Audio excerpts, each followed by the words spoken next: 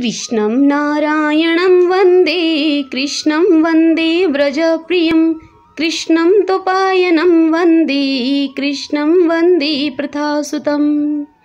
ओम नमो भगवते वासुदेवाय। ओम श्रीमद्भागवत महापुराण की जय।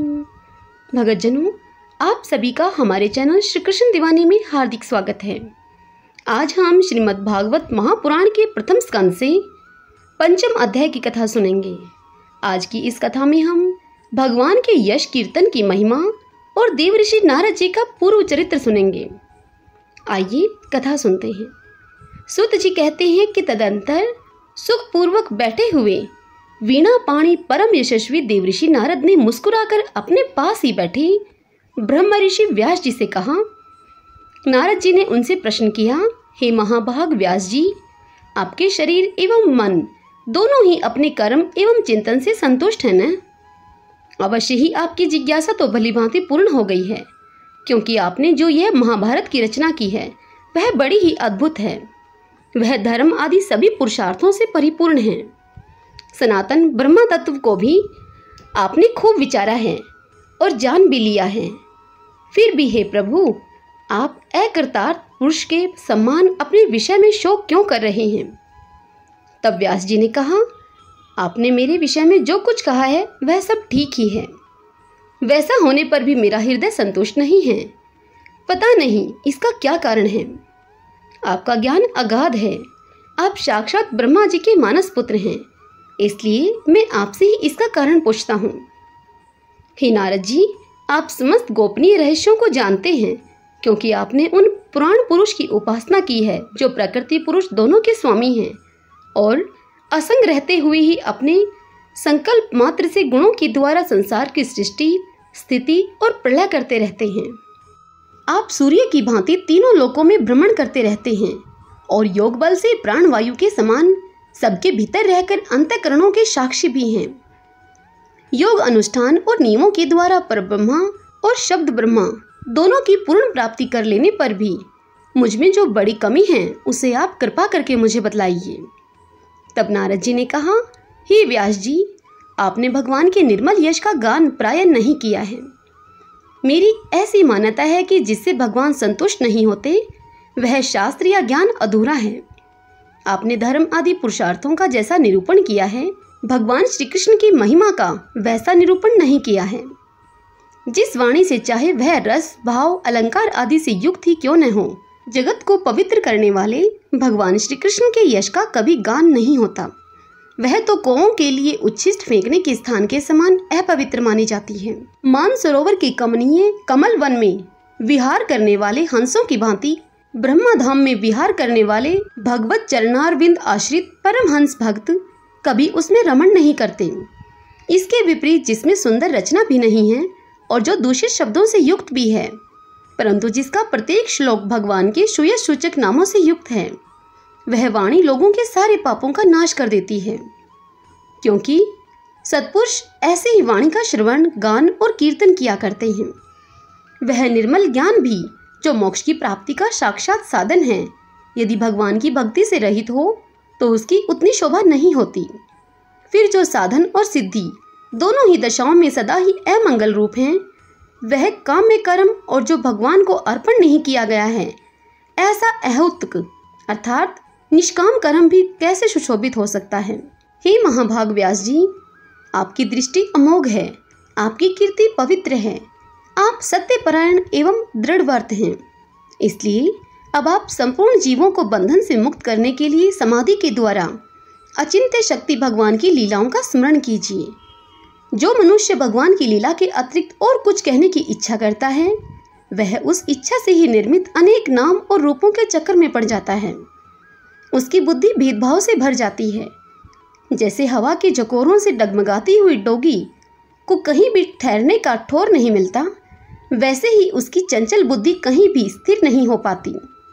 संसारी लोग स्वभाव से ही विषयों में फंसे हुए हैं। धर्म के नाम पर आपने उन्हें निंदित पशु हिंसे युक्त सकाम करने की भी आज्ञा दे दी है। यह बहुत ही उल्टी बात हुई, क्योंकि मूर्ख लोग आपके वचनों से पूर्वोक्त निंदित कर्मों को ही धर्म मानकर यही मुख्य धर्म है, ऐसा निश्चय करके उसका निषेध करने वाले वचनों को ठीक नहीं मानते। भगवान अनंत हैं। कोई विचारवान ज्ञानी पुरुष ही संसार की ओर से निवृत्त होकर उनके स्वरूप भूत परमानंद का अनुभव कर सकता है। अतः जो लोग परमार्थिक बुद्धि से रहित हैं और गुणों के द्वारा नचाए जा रहे हैं, उनके कल्याण के लिए ही आप भगवान की लीलाओं का सर्वसाधारण के हित की दृष्टि से वर्णन कीजिए। जो मनुष्य अपने धर्म का परित्याग करके भगवान के चरण कमलों का भजन सेवन करता है, भजन परिपक्व हो जाने के बाद तो बात ही क्या है। यदि इससे पूर्व ही उसका भजन छूट जाए तो क्या कहीं भी उसका कोई अमंगल हो सकता है।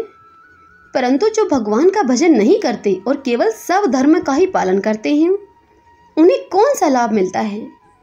बुद्धिमान मनुष्य को चाहिए कि वह उसी वस्तु की प्राप्ति के लिए प्रयत्न करे जो तिनके से लेकर ब्रह्मा पर्यंत समस्त ऊंची नीची योनियों में कर्मों के फलस्वरूप आने जाने पर भी स्वयं प्राप्त नहीं होती।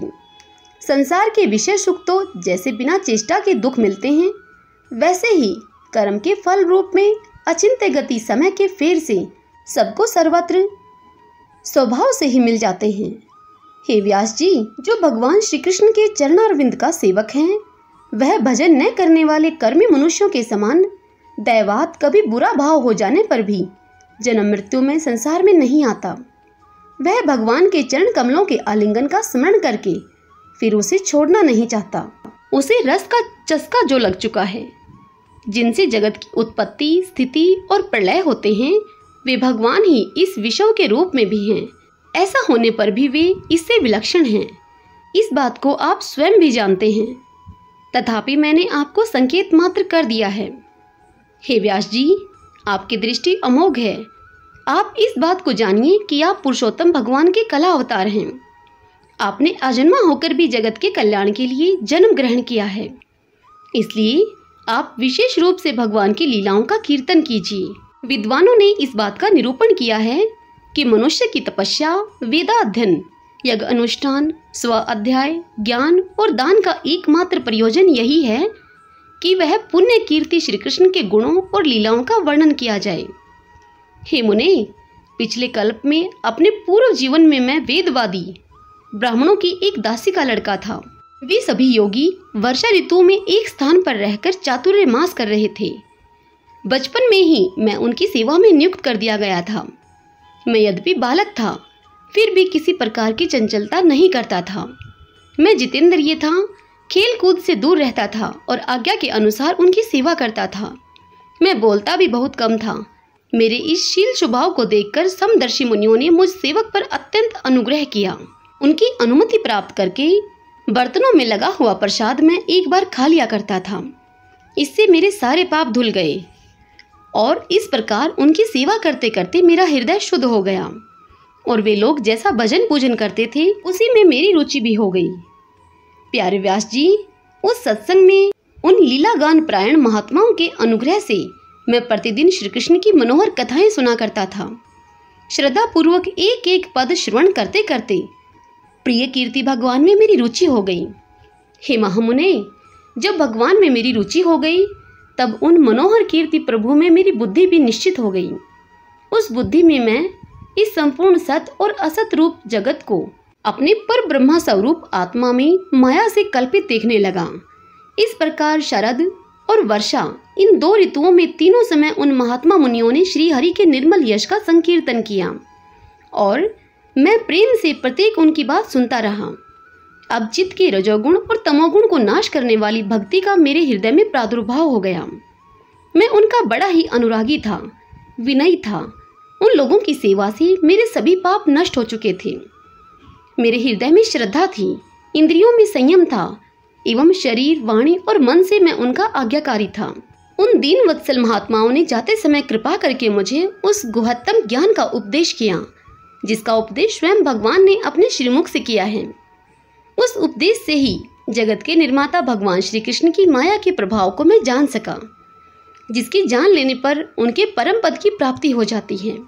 हे सत्य संकल्प व्यास जी, पुरुषोत्तम भगवान श्री कृष्ण के प्रति समस्त कर्मों को समर्पित कर देना ही संसार के तीनों तापों की एकमात्र औषधि है।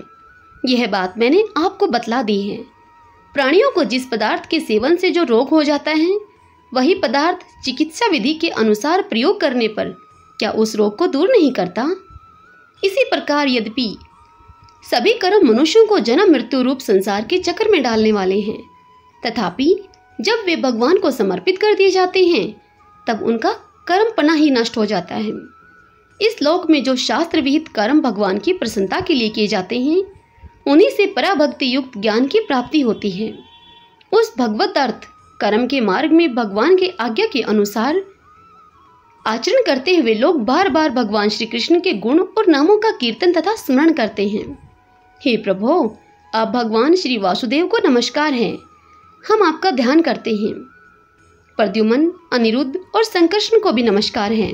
इस प्रकार जो पुरुष चक्र व्यूह रूपी भगवान मूर्तियों के नाम के द्वारा प्राकृत मूर्ति रहित अप्राकृत मंत्र मूर्ति भगवान यज्ञ पुरुष का पूजन करता है, उसी का ज्ञान पूर्ण एवं यथार्थ है। हे ब्राह्मण, जब मैंने भगवान की आज्ञा का इस प्रकार पालन किया, तब इस बात को जानकर भगवान श्री कृष्ण ने मुझे आत्मज्ञान, ऐश्वर्य और अपनी भाव रूपा प्रेमा भक्ति का दान किया। हे व्यास जी, आपका ज्ञान पूर्ण है, आप भगवान की ही कीर्ति का, उनकी प्रेममयी लीलाओं का वर्णन कीजिए। उसी से बड़े बड़े ज्ञानियों की भी जिज्ञासा पूर्ण होती है। जो लोग दुखों के द्वारा बार बार रोंदे जा रहे हैं, उनके दुख की शांति इसी से हो सकती है, और कोई उपाय नहीं है। इति श्रीमद् भागवते महापुराणे पारमहंस्यां संहितायां प्रथम स्कंदे व्यास नारद संवादे पंचमो अध्यायः। हरि ओम तत्सत्। भगतजनों, श्रीमद् भागवत महापुराण के प्रथम स्कंद की यह कथा यहीं संपूर्ण होती है। इससे आगे की कथा हम कल अगले अध्याय में सुनेंगे। कल के अध्याय में हम नारद जी के पूर्व चरित्र का शेष भाग, इस पावन कथा का रसपान करेंगे। आज की यह कथा यदि आपको पसंद आई हो तो वीडियो को लाइक कीजिए, अपने अपनों के साथ इसे शेयर कीजिए और पुण्य फल पाइए। जय श्री कृष्णा, राधे राधे।